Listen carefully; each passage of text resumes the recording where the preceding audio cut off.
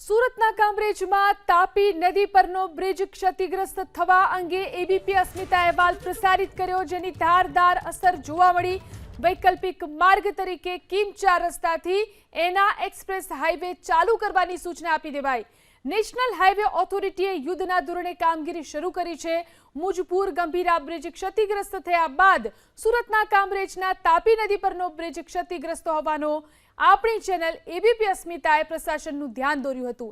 અહેવાલ પ્રસારિત કર્યાના ગણતરીના કલાકોમાં જ પ્રશાસન એક્શનમાં આવ્યું અને વૈકલ્પિક માર્ગ તરીકે કિમ 4 રસ્તાથી એના એક્સપ્રેસ હાઈવે ચાલુ કરવાની સૂચના આપી દેવાઈ, જે બાદ નેશનલ હાઈવે ઓથોરિટીએ યુદ્ધના ધોરણે કામગીરી શરૂ કરી છે।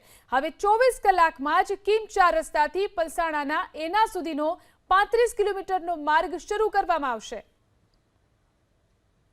हमें कल से हमको ही सूचना मिली थी कि एक्सप्रेस वे को आपको एक साइड का ट्रैफिक बड़ौदा से जो सूरत जाता है, एक साइड का ट्रैफिक आपको एक्सप्रेस वे पे खोलना है सर। तो वार फुटिंग पे हमारी पूरी टीमें और पूरा स्टाफ और मशीनरी के साथ पूरा लगा हुआ है सर।